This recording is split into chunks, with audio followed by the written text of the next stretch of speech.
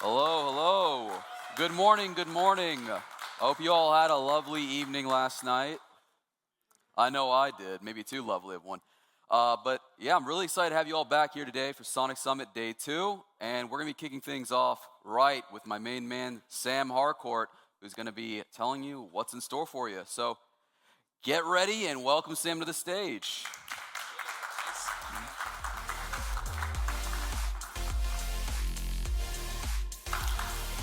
Hello. Okay, you can hear me okay. Welcome, everyone. Thanks to our builders for coming. Thanks to our investors for coming. Thanks to our infrastructure partners and everyone who sponsored this event. I think day one was a really big success, and I'm looking forward to continuing that with day two. Yes. So I've renamed the title a little bit different from the agenda, but I really like this title because it speaks to what we're really pushing over the next 6 to 12 months, and that is turning gas into gold. So I'm going to cover a few things in today's talk. We're going to first start with a little bit of a catch-up from our recent launch in December up until now. We're going to then dive into FeeM together, and then we're going to go through that and talk a little bit about where we're going, Sonic's vision, and next few years for Sonic. To introduce myself, I'm Sam, the head of BD at Sonic, and let's get started. So the launch till now, we launched in December 2024, and you can kind of see our growth through TVO. I mean, this metric has been used on Twitter a lot. It's likely overkill even having it on this presentation, but I really just love this because it points to a lot of internal processes that we had at Sonic and the reaction to our community to it. So we launched in the middle of December. Because this was a migration, not a new network launch, we migrated from Phantom to Sonic. There was a lot of prep work even after mainnet was launched. So we're working with multiple centralized exchanges, we're working with multiple infrastructure partners to make sure that we have AAA grade infra for our builders. We're also working with our initial builder set and helping a lot of the older applications migrate to Sonic, which is quite difficult as well for them. And so it took us a few weeks initially after mainnet was deployed, just making sure everything was still in place and that everyone could build easily on Sonic. And then you can see right as we came into the new year, in 2025, we had most of our puzzle pieces in place. Kraken did finally list S quite recently, so some things did lag out, but just every centralized exchange has a very different listing process that we have to go through. But you can see we had a focus on TVL as well as builders. And as soon as we made that switch internally, we have quite a small team at Sonic, but a very powerful team. We have a really aggressive BD side. We started going out there and talking about Sonic, and we started to see those waves come in. And so we hit 1 billion TVL. I think it was a record time for the industry as a whole. So we just saw that a massive amount of demand, which is great to see for a new network. I've had some criticism using this number. So a lot of people would come up to me and say, hey, you guys just got lucky because markets were moving up at that time and capital just started to flow into the network. I think this chart perfectly demonstrates that's not true and that we were an outlier, especially over these last 3 months. So you can see that we topped the entire industry for flows coming into our network. So right now we are becoming very capital strong. And this is really beneficial for anyone who wants to be a part of Sonic. It means that if you're building your application, there's more capital that you can leverage to grow your business. And this is kind of a compounding effect, which is a really positive sign to see. So us being at the top of the industry over the last 3 months is a very strong indicator that the launch strategy that we executed was overall quite positive. And so when we're looking at this data, some other small points I just wanted to make is there's so many L1s, L2s launching every day. When we first were saying to everyone, yeah, well, this is a new L1, you'd always sometimes get a bit of a sigh from someone. They go, oh, another L1 or another L2. And I think the market is currently quite oversaturated. This is something to really think about. So what you want to know is, like, do we have product market fit with this new rebrand, with this new technology? Are people willing to come to our network and stay? So 2 markers I really like to use would be retention data. as well as payments, so with people willing to pay for what you're building. This first chart using June dashboards, a big shout out to June, we can see that we've had quite a recent spike in user activity. That was likely due to the Binance Alpha listings of 3 projects, Haynon, Beats, as well as Shadow. And we saw a massive influx of users, which was great. But what's really important here is this purple compounding amount. And that's our users that are coming back to Sonic constantly. So someone plays with Sonic, they have such a good experience, they want to keep returning, and this is just such an important metric to show that what you're building matters. And then the other side of this, if you dive into it a little bit deeper, we can see that we have 60, roughly over 100,000 active addresses that are doing more than 40 transactions, which is just another great metric to show that we're getting call it like a powerhouse of power users. So users that just keep on coming back because they really love our product. And that's sort of where you want to scale out from.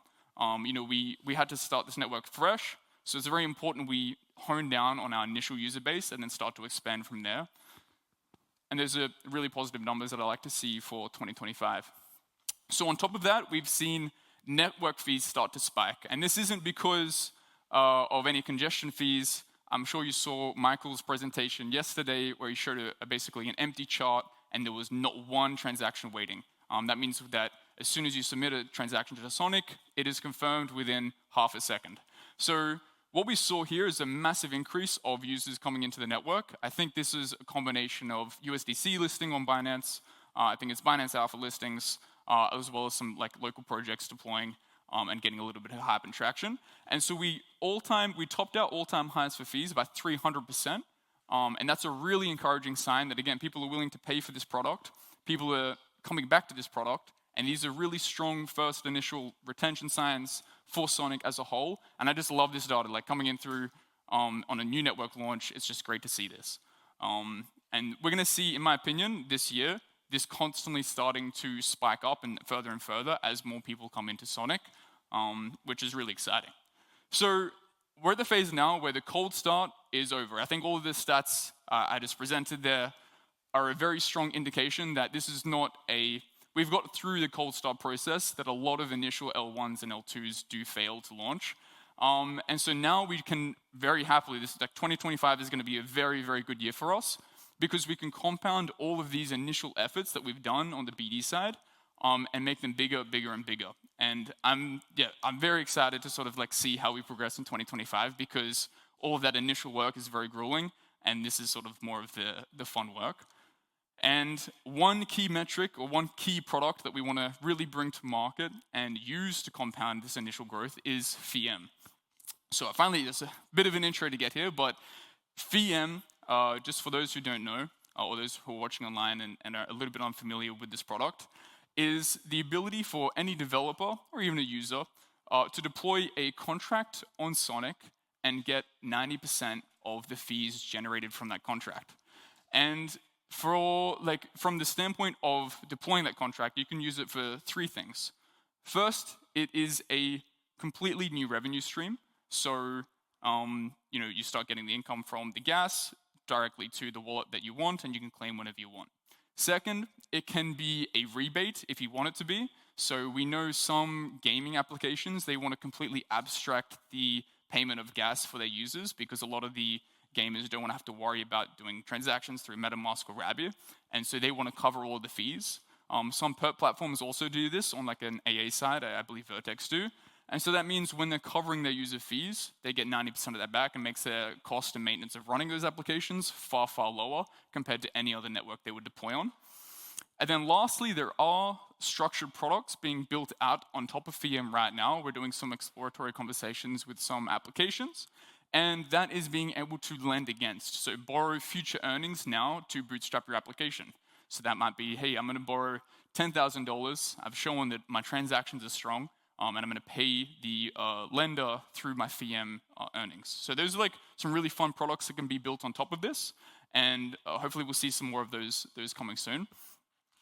One point I want to make about FeeM is if you compare this to any other content-based revenue stream, whether it's X, whether it's YouTube, this is the first ever in the world to be an instant revenue stream for a content creator. So we didn't go down the route of like, hey, creators need more coins, so let's do content coins. Like that's one route that people can take. We believe strongly that we want to tap into revenue generating activities for these developers and users if they want, to delay token launches, because a lot of the time a token can cause more issues for building a product than that's really needed. And so this is the first time for any tech platform that you can have instant revenue within 60 seconds of deploying your contracts. And so if we do compare this to X, you have to have a certain amount of followers as well as viewers to get access to their monetization platform. I was checking the other day, I've only got 6,000 followers, so I'm trying to beat the assistant and try to monetize some of that content. But there is like a barrier or like a benchmark you have to hit before you can start monetizing your user base. For YouTube, it's a similar process. You have to get a certain amount of views, certain amount of subscribers. You have to show that initial traction before they'll let you turn on your monetization from your own user base. But this is the first product that you can have instant monetization of your user base within 60 seconds. And this is just going to be such a powerful thing. I think we're going to see, hopefully this year, but definitely it's going to happen, where someone earns so much from their FeeM contracts, they can either delay their token launch because they don't need to do like a pre-seed round. They've already made like $50, $100, $150,000 through FeeM, so they can just like push that back and wait till they're in a stronger position to raise, which is very, very important. It means that you have a bit more leverage when you're talking with VC partners. Or you don't even have to launch a token at all.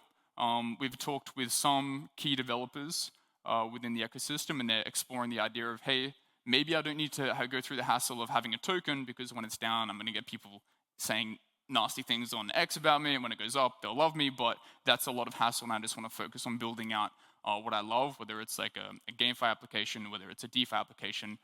They can sort of subtract a little bit of that away and just focus on the core product. And I think that's, again, a really powerful advantage that you have when you're building on Sonic. So diving into FeeM, Seg, I got a great screenshot of him here. You can do this in 60 seconds, and that's from project registration. So say you've just found out about FeeM, you're watching this video, and you go, hey, this is really interesting. I have ERC20 contract from a meme coin that I've deployed. I'd love to start earning the fees from when 2 third parties are trading that asset. You can sign up in under 60 seconds and get that monetized in just 3 steps. So the first step is you simply register your project, which takes, you are auto approved, so it generally takes just a few seconds of filling out basic details, website name, etc., a claiming contract. And then you will also then put a few lines into the code that you want to FeeM.